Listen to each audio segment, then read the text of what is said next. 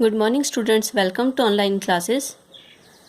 हम लोग principles of inheritance and variation study कर रहे थे, जिसमें हमने वेरियस लॉज पढ़े और जो मेंडेलियन जेनेटिक्स है उसके बारे में डिस्कस की। इसके अलावा जो नॉन मेंडेलियन जेनेटिक्स है उसमें हमने जीन इंट्रैक्शन को स्टडी किया कि जीन इंट्रैक्शन क्या होती है। बेसिकली कि जो डिफरेंट एलील्स और जीन्स होते हैं वो एक दूसरे के साथ इंट्रैक्ट करके अपने इफेक्ट को शो करते हैं दूसरे के ऊपर। तो उस बेसिस पे हमने दो तरह की जीन इंट्रैक्शन स्टडी की थी। One was intragenic and another was intergenic. तो इंट्राजेनिक में क्या है कि एक ही जीन के दो एलील्स डिफरेंटली एक दूसरे को अफेक्ट करते हैं, एक फिनोटाइप को अफेक्ट करते हैं। जो इंटरजेनिक इंट्रैक्शंस हैं उसमें क्या है, दो डिफरेंट जीन्स हैं वो एक दूसरे के इफेक्ट को अफेक्ट करते हैं। तो वो जो जीन्स हैं वो बेसिकली एक क्रोमोसोम के ऊपर भी प्रेजेंट रह सकते हैं और दो डिफरेंट क्रोमोसोम्स पे भी प्रेजेंट रह सकते हैं, लेकिन वो किसी एक ही कैरेक्टर को अफेक्ट करते हैं।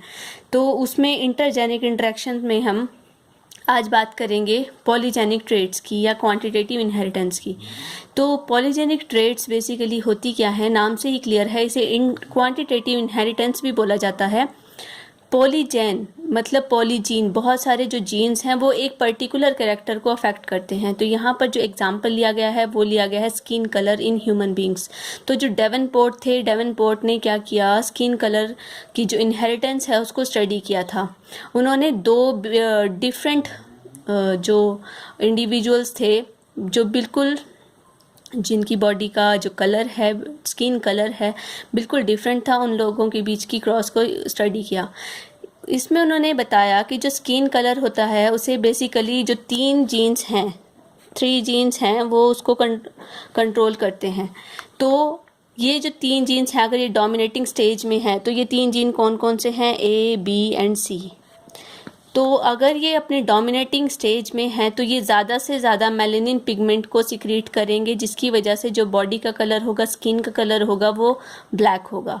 लेकिन अगर ये रिसेसिव स्टेज में है तो उस टाइम पर मेलेनिन की सिक्रीशन कम होगी, कम क्या होगी ही नहीं, और जो पर्सन बनेगा वो वाइट बनेगा, या इसे हम एल्बिनो भी बोल सकते हैं। तो दो प्योर ब्रीड्स इन्होंने ली, एक थी एल्बिनो और दूसरी ब्लैक। मतलब ब्रीड्स नहीं ली इन्होंने, बेसिकली दो डिफरेंट इंडिविजुअल्स की जो मैरिज थी उसको स्टडी किया था कि अगर जो निग्रो हैं, ब्लैक हैं, और जो एल्बिनो हैं, उनके कॉम्बिनेशन से जो हमारे पास जो F1 जनरेशन बनती है, F1 जनरेशन के अंदर जो इंडिविजुअल्स बनते हैं उनका जो कलर आता है वो इंटरमीडिएट आता है। ठीक है, क्योंकि यहाँ पर आप देख रहे हैं कि जो तीन जीन्स हैं वो डोमिनेटिंग स्टेज में हैं और तीन हैं वो रिसेसिव हैं। तो इन दोनों के बीच की यही एक इंटरमीडिएट स्टेज है जहाँ पर जो कलर है वो इंटरमीडिएट आता है। मतलब जो स्किन का कलर है वो बिल्कुल बीच में है, ना ज़्यादा वो ब्लैक है ना ज़्यादा वाइट है। तो इस बेसिस पे इन्होंने फिर इसकी सेल्फिंग को स्टडी किया। तो जो सेल्फिंग से इनके पास जो जनरेशन आई उसकी रेशो कुछ इस तरह से थी, 1:16, 6:15, 20:15, 6:1। ठीक है, तो यहाँ पर बेसिकली होता क्या है, जब इनकी क्रॉस की जाती है तो यहाँ पर एक हमारे पास एक फॉर्मूला होता है जिसके थ्रू हम जो गैमेट्स हैं वो उसकी रेशो वो निकाल सकते हैं कि कितने गैमेट्स प्रोड्यूस होंगे। तो यहाँ पर तीन हेटेरोजाइगस कंडीशंस हैं, तो यहाँ पर 2:3 आ जाता है। ये जो फॉर्मूला है वो है 2:n। तो ये n number of heterozygous conditions पे बेस्ड होता है। तो यहाँ पर तीन हेटेरोजाइगस कंडीशंस हैं, 2:3। तो यहाँ पर जो हमारे पास गैमेट्स प्रोड्यूस होंगे वो बनेंगे 8 टाइप्स के। तो यहाँ पे भी 8 टाइप्स के गैमेट्स बनेंगे और यहाँ पे भी 8 टाइप के गैमेट्स बनेंगे। फिर जब हम उनकी क्रॉस करेंगे तो हमारे पास टोटल 64 ऑफ स्प्रिंग्स की पॉसिबिलिटी बनती है। ठीक है, तो उन 64 को जब हमने जो डेवनपोर्ट थे उन्होंने स्टडी किया तो उनके पास जो रेशो आई वो इस पीक की फॉर्म में आई। तो उसमें जो सबसे ज़्यादा जो इंडिविजुअल्स बने थे वो इंटरमीडिएट थे, वो 20 बने थे। और इसके अलावा जो 15 थे, जो 15 थे मतलब आप यहाँ से ऐसे याद रख सकते हैं कि जो ब्लैक है और जो वाइट है मतलब बिल्कुल एल्बिनो है वो साइड में रहेंगे, जो इंटरमीडिएट है बिल्कुल सेंटर में रहेगा। ठीक है, और इनके बीच में दो कंडीशंस हो सकती हैं एक फेयरली डार्क है, एक फेयरली डार्क है, एक डार्क है, और यहाँ पे फेयरली लाइट है और एक लाइट है, ठीक है। और फिर जो एल्बिनो है वो बनेगा। तो जो रेशो है 1 6 15 20 15 6 1। आपके सिलेबस में ये इतना ज़्यादा मतलब अगर आता भी है तो 2 नंबर में आपके पास ये क्वेश्चन आ सकता है, जिसमें आपको सिर्फ पॉलीजेनिक ट्रेट्स को डिफाइन करना है कि पॉलीजेनिक ट्रेट्स क्या होती हैं। बेसिकली कि जो एक ही कैरेक्टर को बहुत सारे जीन्स कंट्रोल करते हैं। तो यहाँ पर स्किन कलर का एग्जांपल है, आप इसको मेंशन कर सकते हैं और इसकी क्रॉस शो कर सकते हैं। वैसे इसकी जो क्रॉस है वो बहुत लंबी आती है। अगर आप चाहते हैं इसको मतलब अगर आप करना चाहते हैं तो आप इसको कर सकते हैं। इसको क्रॉस करके इसके जो 8 टाइप्स के गैमेट्स बनते हैं उनकी क्रॉस करके बना सकते हैं। और उसका एक शॉर्टकट मेथड भी है, उसकी मैं छोटी सी वीडियो अलग से बनाकर डाल दूँगी, तो उससे आप कर सकते हैं कि किस तरह से इसकी जो क्रॉस है वो निकाली जाती है। लेकिन ये इतना ज़्यादा इंपॉर्टेंट नहीं है उस पॉइंट ऑफ व्यू से। बस आपको ये रेशो याद रखनी है कि जो पॉलीजेनिक ट्रेट्स हैं उसमें कितनी जो रेशो आती है वो क्या होती है, और जो डेफिनेशन है जो मतलब पॉलीजीन्स होते क्या हैं, तो उसको आपने याद रखना है। फिर इसमें जो नेक्स्ट आता है वो आता है complementary genes. Complementary genes are two genes which independently show a similar effect but produce a new trait when present together in the dominant form। तो इसमें क्या है, 2 डिफरेंट जीन्स हैं, वो क्या करते हैं अपना एक ही इफेक्ट शो करते हैं, सिमिलर इफेक्ट शो करते हैं अगर वो अकेले अकेले डोमिनेटिंग स्टेज में हैं। लेकिन जब वो दोनों इकट्ठे आ जाते हैं तो एक कंबाइंड इफेक्ट यहाँ पर शो होता है। तो इसमें एग्जांपल है फ्लावर कलर इन पी, लथाइरस ओडोरेटस। अब आपने ये याद रखना है कि जो यहाँ पे पी है, ये बेटसन एंड पुनेट ने किया था एक्सपेरिमेंट, तो उन्होंने जो पी लिया था वो लिया था लथाइरस ओडोरेटस, और जो मेंडल ने स्टडी किया था वो था पाइसम सटाइवम, ठीक है। तो यहाँ पर क्या है, एक कैपिटल सी है, ठीक है। एक कंडीशन है जिसमें हमने सिर्फ जो फर्स्ट वाला जीन है उसको हमने कैपिटल लिया है, और दूसरी कंडीशन में जो दूसरे वाला जीन है उसको कैपिटल लिया है। ये दोनों जीन्स क्या हैं, फ्लावर के कलर को बनाने के लिए रिस्पॉन्सिबल हैं। तो जो इसमें एंजाइम रिएक्शंस चलते हैं, बेसिकली इसमें होता क्या है, जो एंजाइमेटिक रिएक्शंस चलते हैं इसमें दोनों ही जो जीन्स हैं वो पार्टिसिपेट करते हैं, तभी एक कंबाइंड इफेक्ट शो होता है, एक कलर प्रोड्यूस होता है फ्लावर का। लेकिन अगर दोनों में से कोई एक भी एब्सेंट होगा तो वो जो साइकिल है वो कंप्लीट नहीं हो पाती एंजाइम सिक्रीशन की, और जिसकी वजह से फ्लावर का कलर नहीं बनता। तो अगर कैपिटल सी प्रेजेंट है सिर्फ डोमिनेटिंग स्टेज में तब वाइट बनेगा, और अगर कैपिटल पी प्रेजेंट है डोमिनेटिंग स्टेज में तब भी वाइट बनेगा। लेकिन जब इनका कंबाइंड इफेक्ट शो होता है, जब हम इनकी क्रॉसिंग करते हैं, तो क्रॉसिंग के बाद आपको पता है कि जो गैमेट्स बनते हैं वो किस तरह से बनते हैं, कैपिटल सी बनेगा और एक स्मॉल पी, मतलब जो जितने भी गैमेट्स बनेंगे उसमें पॉसिबिलिटी इसी की बनती है, और यहाँ पर जो स्मॉल सी और कैपिटल पी इसकी पॉसिबिलिटी बनती है। जब इसकी क्रॉस की जाती है, क्रॉस के बाद जो F1 जनरेशन आएगी उसमें capital C small C capital P small P, मतलब दोनों ही जीन्स एक साथ आ गए और उन्होंने अपने कंबाइंड इफेक्ट को शो कर दिया। तो जो यहाँ पे कलर आया वो कैसा आया, पर्पल आया, ठीक है। तो कॉम्प्लीमेंट्री जीन्स बेसिकली वो 2 जीन्स होते हैं कॉम्प्लीमेंट करते हैं जो एक दूसरे के इफेक्ट को, और एक कंबाइंड इफेक्ट शो करते हैं, और अगर वो इंडिपेंडेंटली प्रेजेंट हैं तो उनका एक अलग इफेक्ट होगा। तो यहाँ पर जब इनकी F1 जनरेशन में क्रॉस की गई, तो क्रॉस करने के बाद अब जैसे मेंडल की वाली क्रॉस करते हैं तो उसमें आप क्या देखते हैं, जो आपके पास रेशो आती है वो आती है 9:3:3:1, ठीक है। तो उसमें याद रखने का मैंने आपको तरीका बताया था कि उसमें क्या करते हैं, जो कैपिटल सी कैपिटल पी है, मतलब जिसमें दोनों ही डोमिनेटिंग स्टेज में है, तो उसमें एक कंबाइंड इफेक्ट शो होगा, वो होगा पर्पल। और एक कंडीशन आ सकती है जिसमें सी कैपिटल होगा और एक में पी कैपिटल होगा, और एक में दोनों ही स्मॉल होंगे। तो इन दोनों तीनों का कंबाइंड इफेक्ट क्या होगा, वाइट, ठीक है। तो यहाँ पर जो रेशो बनती है ये इसी के बेस पे बनती है। मेंडल की रेशो 9:3:3:1 इस तरह से थी। तो आप याद रख सकते हैं इसको कि दोनों ने इफेक्ट शो किया तो वो एक ही कंडीशन में बनता है, कैपिटल सी कैपिटल पी, तो यहाँ पे पर्पल कलर बनेगा, और इसके अलावा जितने भी होंगे वो वाइट कलर के फ्लावर प्रोड्यूस करेंगे। तो यहाँ पर जो यहाँ पे भी एक ही जीन है, यहाँ पे भी एक जीन है, और यहाँ पे एक भी नहीं है, तो यहाँ पे एक इफेक्ट शो हुआ कि वाइट कलर प्रोड्यूस हुआ। तो ये कितने हुए, 3 3 6 + 7। तो यहाँ पर जो रेशो आ जाती है कॉम्प्लीमेंट्री जीन की वो आ जाती है 9:7। तो ये क्या है, एक डिफरेंट रेशो यहाँ पे हमारे पास बनी है जो कि मेंडल के लॉ को मतलब बिल्कुल भी ओबे नहीं करती। इसके बाद तो इसलिए इसको हम कंसिडर करते हैं नॉन मेंडेलियन जेनेटिक्स में। तो इसके बाद एक और एग्जांपल है आपके पास सप्लीमेंट्री जीन्स का। सप्लीमेंट्री जीन्स में क्या होते हैं, these are those genes from which one produces its effect independently when present in dominant state. Supplementary gene में क्या है, अब कॉम्प्लीमेंट्री जीन में तो ऐसा था कि दोनों अपने मतलब इंडिपेंडेंटली अपने इफेक्ट को शो नहीं कर पा रहे, मतलब फ्लावर का कलर प्रोड्यूस नहीं हुआ, लेकिन जब दोनों इकट्ठे आए तभी एक कंबाइंड इफेक्ट शो हुआ। लेकिन सप्लीमेंट्री जीन में क्या है कि एक जीन होता है वो तो अपने डोमिनेटिंग स्टेज में अपने आप को शो कर लेता है, और जो दूसरा जीन है वो चाहे डोमिनेटिंग स्टेज में भी हो फिर भी वो अपने इफेक्ट को शो नहीं कर पाता। लेकिन जब वो दोनों इकट्ठे होंगे तो एक अलग ही इफेक्ट शो होता है, एक कंबाइंड इफेक्ट शो होता है। तो उस तरह के जो जीन्स होते हैं उन्हें बोलते हैं supplementary genes. Dominant state while other expresses only in presence of former one. जो पहले वाला प्रेजेंट होगा तो उसके ही प्रेजेंस में जो सेकंड वन है वो अपने इफेक्ट को शो करेगा। तो यहाँ पे एक एग्जांपल है कोट कलर इन माइस। तो इसको एक तरह से हम कोलैबोरेशन जीन भी बोलते हैं। जैसे इसमें क्या है, जो कैपिटल सी स्मॉल ए, अब ये जो सी है, सी अपने इफेक्ट को शो कर रहा है, तो ये जो कोट कलर बनाएगा माइस का ये बनेगा ब्लैक।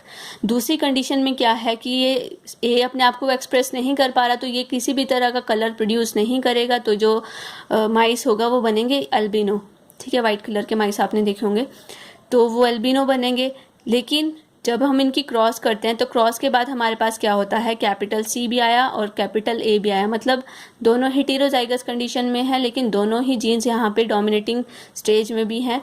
तो यहाँ पे जो इफेक्ट शो होगा वो बनेगा अगॉटी। ठीक है, थोड़ा ग्रेइश सा कलर यहाँ पे बनता है। ये क्या है, हमारे पास F1 जनरेशन है। जब हम इस F1 जनरेशन की क्रॉसिंग करते हैं तो जो क्रॉसिंग करने के बाद वही जो मेंडल की जो आपने क्रॉस रखी थी उसकी जो रेशो थी उसी से आप यहाँ पे रिजल्ट निकाल सकते हैं कि हमारे पास 4 पॉसिबिलिटीज़ बनती हैं। मतलब आप इसको जो पुनेट स्क्वायर है वो भी बना सकते हैं इसका। मतलब अगर एग्ज़ाम में आए आपके पास 2 नंबर का आया और आपके पास टाइम हो तो आप इसका मतलब पूरा बना सकते हैं। अगर टाइम कम है और 1.5 नंबर में पूछा है तो बनाने की ज़रूरत नहीं होती, आप डायरेक्टली इसकी क्रॉस लिख सकते हैं कि रेशो क्या आई आपकी। तो ये बेसिकली यहाँ पे हम फिनोटिपिक रेशो की ही बात करते हैं। तो यहाँ पर जो हमारे पास यहाँ पे जो इंडिविजुअल्स बनेंगे उसमें पॉसिबिलिटी क्या है कि दोनों अगर इकट्ठे हैं तो बनेगा कलर अगॉटी। अगर कैपिटल सी है तो वो अपने इफेक्ट को शो करेगा तो ब्लैक बनेगा। अगर दूसरा वाला है तो दूसरा कोई भी कलर शो नहीं कर पाएगा और वो बनेगा अल्बिनो। और इसी तरह से अगर दोनों ही एब्सेंट हैं तो भी अल्बिनो बनेगा। तो जो एक्चुअल रेशो थी वो थी 9:3:3:1। अब यहाँ पे आप देख रहे हैं कि अगर दोनों इकट्ठे हैं तो एगोटी बना, तो 9 आ गई और ब्लैक में 1 में ब्लैक आ गई, और अल्बिनो कितने बने 4। तो यहाँ पे हमारे पास जो सप्लीमेंट्री जीन्स हैं उसकी जो जनरल रेशो आती है वो आती है 9:3:4। तो कई बार कंपटीशन में भी पूछ लिया जाता है what is the ratio of supplementary genes and what is the ratio of complementary genes. तो इस तरह से आपके पास डायरेक्टली रेशियो भी पूछ ली जाती है, तो आपको इसको याद रख सकते हैं आप। अगर आपको डेफिनेशन भी याद हो तब भी आप मतलब इस फॉर्मूला से एक तरह से इसको निकाल सकते हैं। लेकिन जब आप एग्ज़ाम में लिखें तो आप इस चीज़ को मेंशन ना करें, आप डायरेक्टली रेशियो लिख सकते हैं कि इसमें 9 इतने बने, 3 इतने बने, अल्बिनो इतने बने। क्योंकि ये जो मैंने आपको छोटी सी ट्रिक टाइप ही यहाँ पे बताई है याद रखने की, ये तो सिर्फ आपके समझने के लिए, ये आप एग्ज़ाम में ना ही लिखें तो बेटर है। क्योंकि आपके पास जितने भी जो गैमेट्स बनेंगे, ऑफस्प्रिंग्स बनेंगे, तो उसमें इस तरह की कोई रेशो नहीं होती है। हमारे पास 4 बनते हैं, ठीक है, 4 एलील्स उसके अंदर प्रेजेंट होंगे, लेकिन सिर्फ याद रखने के लिए मैंने ये चारों मेंशन किया कि आपको जो इफ़ेक्ट हैं वो याद रहें। इसके बाद एक आता है प्लियोट्रॉपी। प्लियोट्रॉपी में होता क्या है कि एक जो जीन है वो बहुत सारे फिनोटिपिक जो इफेक्ट्स हैं उसको कंट्रोल करके रखता है। Responsibility of a gene for more than one phenotypic effect often seemingly unrelated is known as pleiotropy. ठीक है, जैसे इसमें एग्जांपल है सिकल सेल अनीमिया का। सिकल सेल अनीमिया में क्या है, जो सेल्स होती हैं, हीमोग्लोबिन सेल्स होती हैं, वो क्या होती हैं, सिकल शेप की हो जाती हैं, दरांती की शेप की हो जाती हैं, इस तरह से जो हाफ मून है इस तरह के हो जाती हैं। ठीक है, तो ये एक जीन की वजह से हुआ, लेकिन उसका इफेक्ट बहुत ज़्यादा पड़ता है, 3-4 चीज़ों को वो इफेक्ट करता है। तो प्लियोट्रॉपिक जीन्स वो होते हैं जिसमें बहुत सारे फिनोटिपिक कैरेक्टर्स अफेक्ट होते हैं एक ही जीन की वजह से। तो सिकल सेल एनीमिया में क्या है, एक जीन है HbS, ठीक है।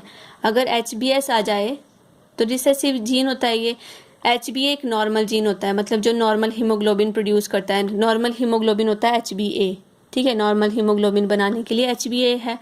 और HbS है जो सिकल सेल्ड हीमोग्लोबिन प्रोड्यूस करेगा। सिकल सेल्ड की जो एफिशिएंसी होती है वो ऑक्सीजन के लिए भी कम होती है, फूड सप्लाई के लिए भी कम होती है, और वो सिकल शेप्ड का होता है, तो मतलब बहुत सारे जो हीमोग्लोबिन के काम है वो प्रॉपरली नहीं कर पाता।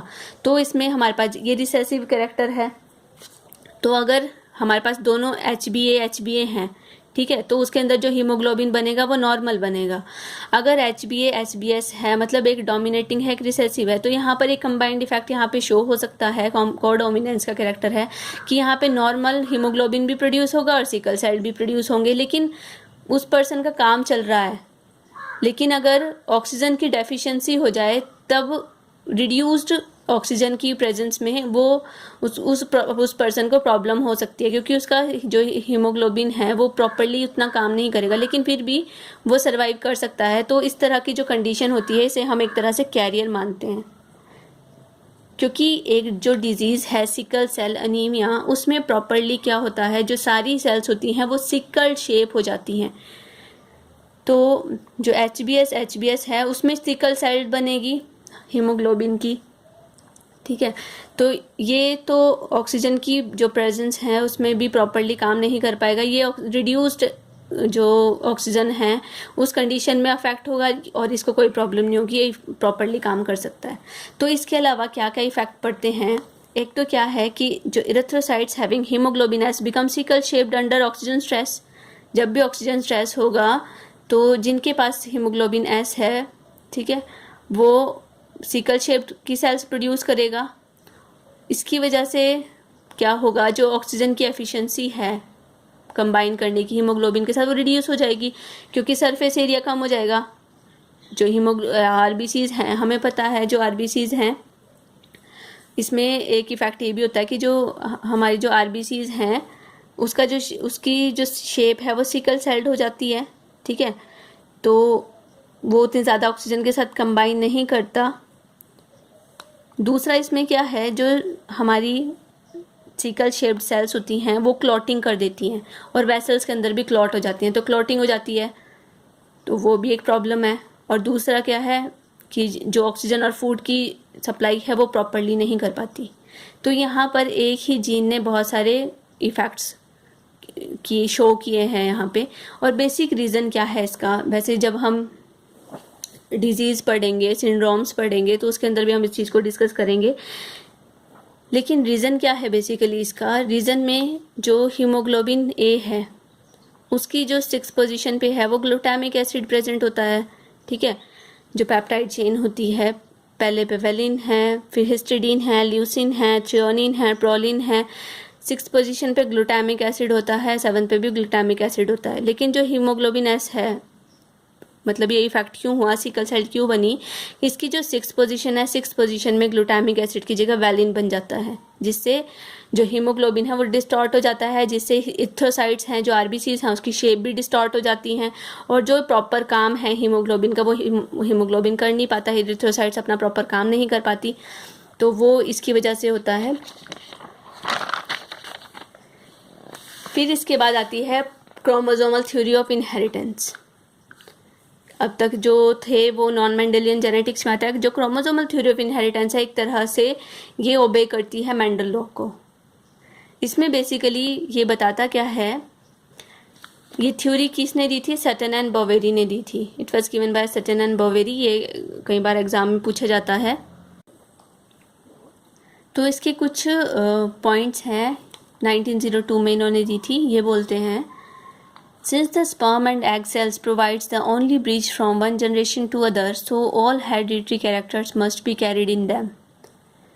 हमें पता है कि जो गैमेट्स ही होते हैं वो आगे कोई भी इंडिविजुअल प्रोड्यूस करते हैं, तो अगली जनरेशन में जाने वाले गैमेट्स होते हैं।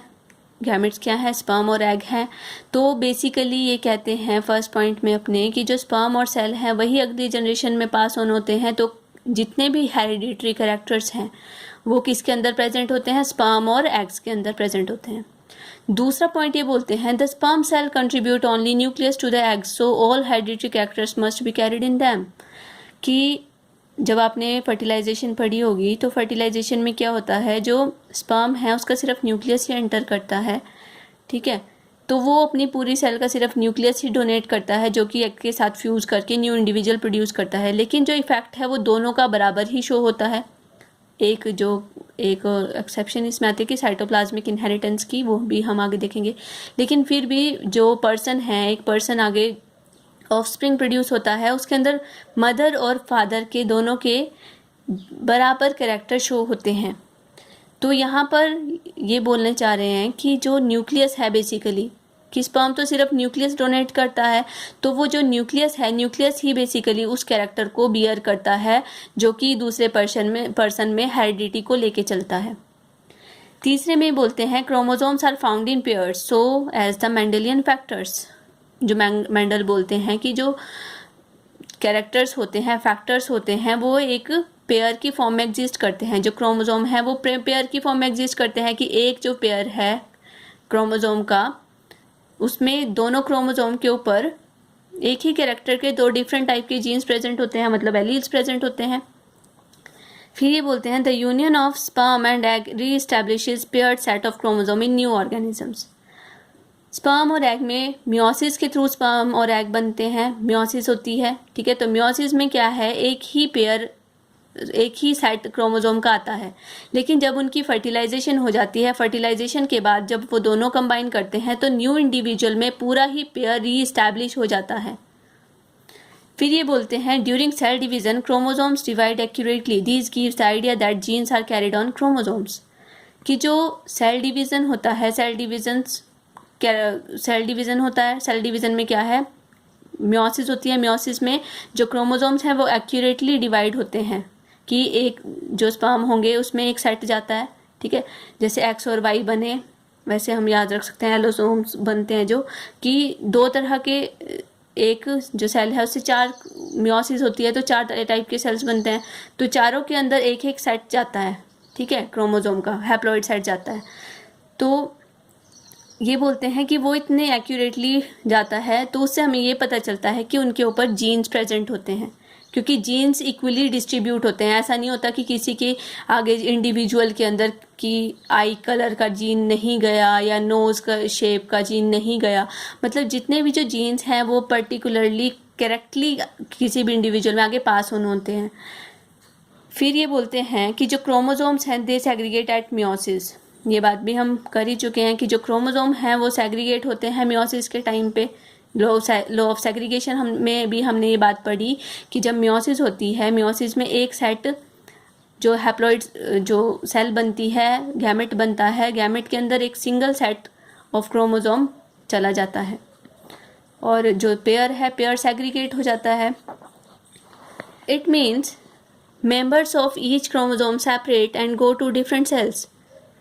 जो क्रोमोसोम पेयर में से एक, अब जैसे ये क्रोमोसोम का पेयर है, इसमें से एक सेट एक सेल में चला जाएगा, दूसरा दूसरी सेल में चला जाएगा, तो ये सेपरेट हो जाते हैं, ठीक है। तो मेंडल भी यही बोलते हैं कि जो गैमेट्स हैं वो सेग्रीगेट हो जाते हैं, सेपरेट हो जाते हैं। तो बेसिकली जो क्रोमोसोमल थ्योरी ऑफ इनहेरिटेंस है वो बोलती क्या है कि जो बेसिक कैरेक्टर्स हैं वो कहाँ पर प्रेजेंट है, क्रोमोसोम्स में जीन्स के फॉर्म में प्रेजेंट हैं।